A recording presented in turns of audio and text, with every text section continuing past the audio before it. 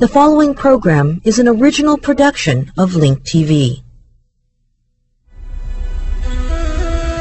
Imagine living in Cairo or Dubai and channel surfing through this. Spain is hit the hog in this war of information, an Arabic language satellite television channel that is now sending news from Washington to the Middle East.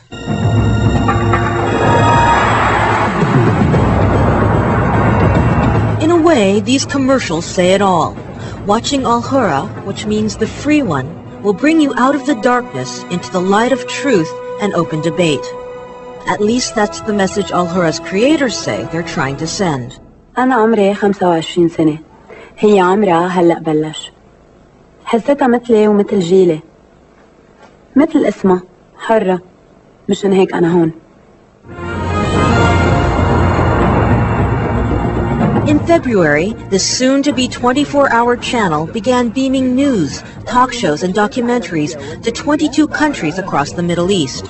Congress is spending $62 million this year to launch the channel, plus another $40 million for a separate version sent strictly to Iraq.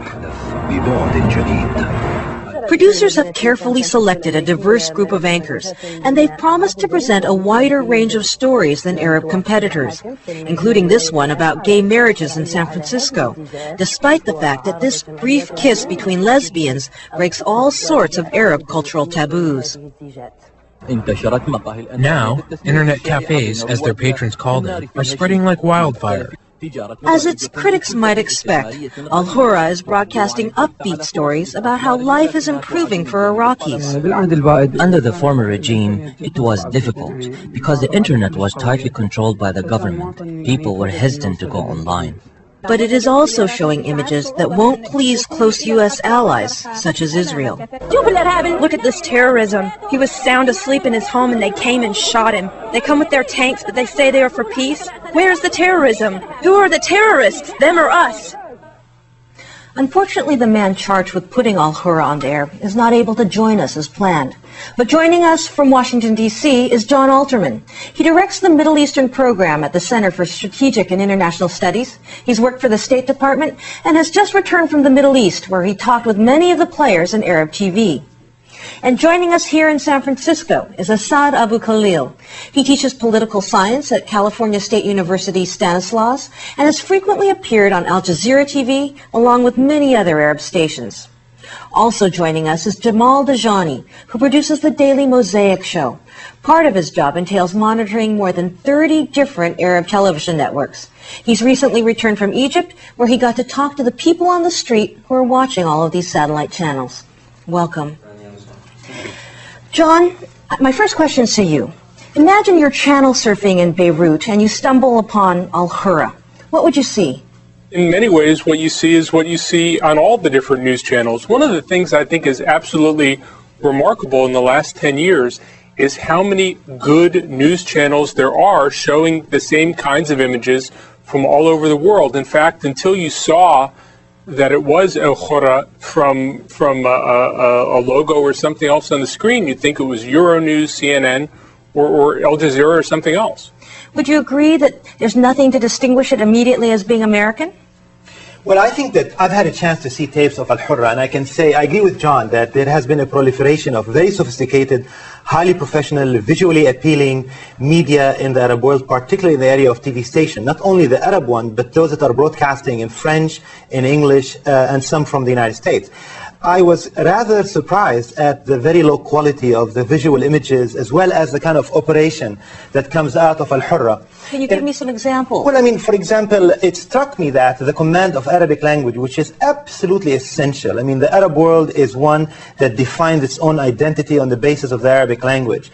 And the quality of the command of the Arabic language at Al Arabiya or Al Jazeera or others is seen as one of the most essential ingredients. Al-Hurra, for example, by comparison, really pales.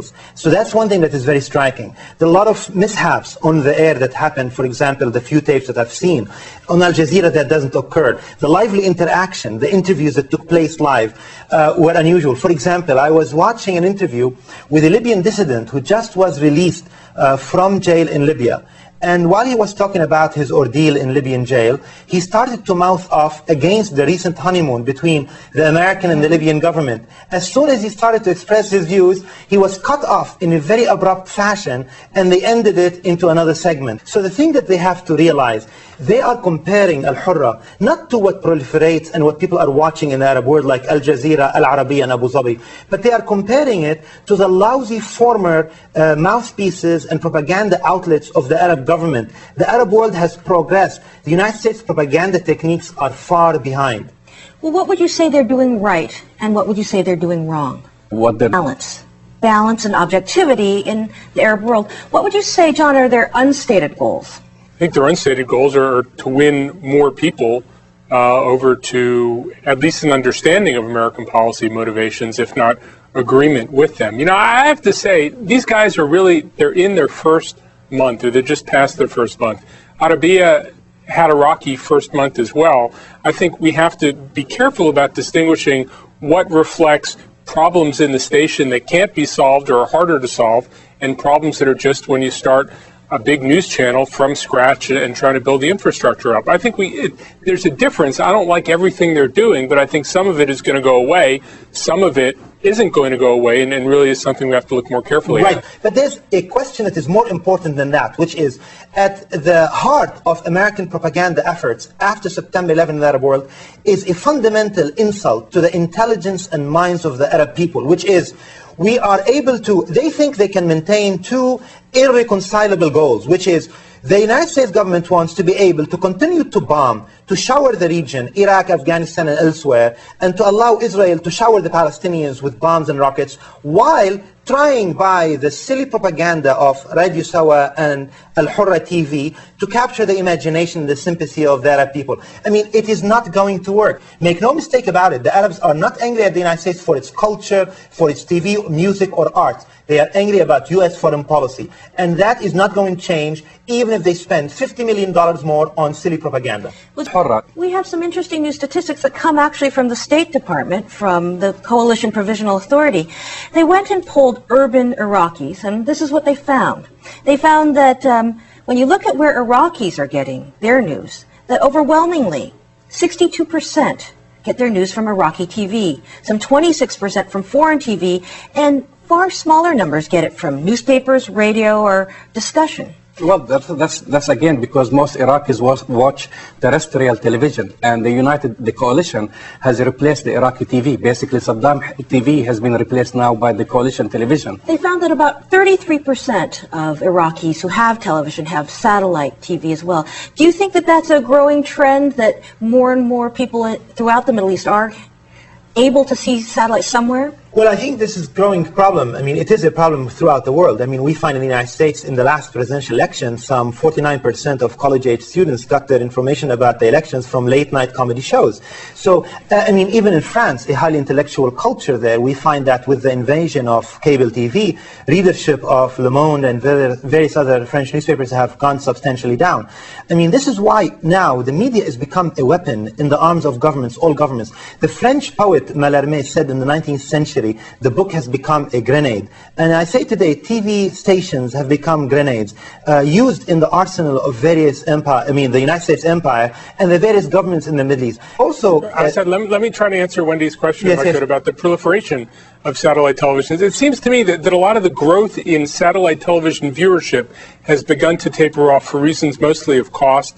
People may watch satellite television in a cafe, they'll have some access to it, but in terms of having satellite dishes in your home, in the Gulf where people are relatively wealthier and you have per capita incomes running from about $8,000 to $25,000 a year, you have about 80% of homes have satellite dishes.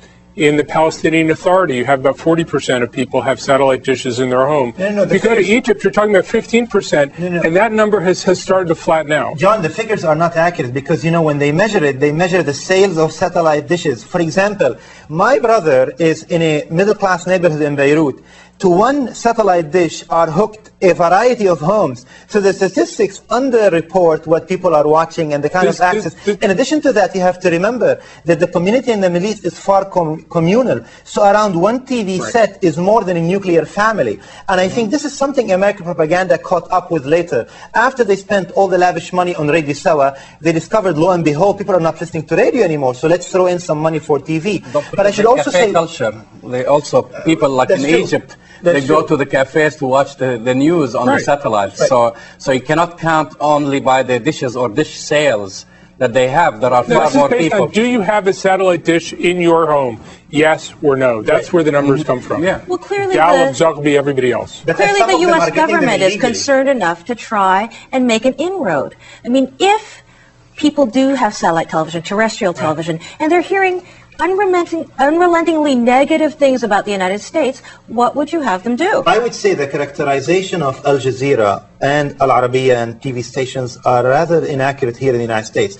Al Jazeera does a much better professional job in covering the news and what should be reported and more than one point of view than what I see, for example, in some American channels. Al Jazeera is what CNN used to be like, which is covering different point of views, less sensational. Let's take a look, actually, at what two different television stations, Fox TV and Al-Manar, have to say about Al-Hurra.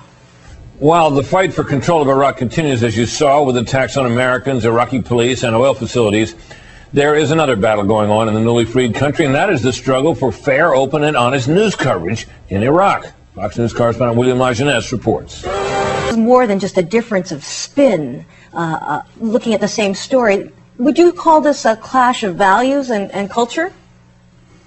Well, in many ways, you have the same kind of value, which is the idea that television should have a mobilizational aspect, that television should be to help your side.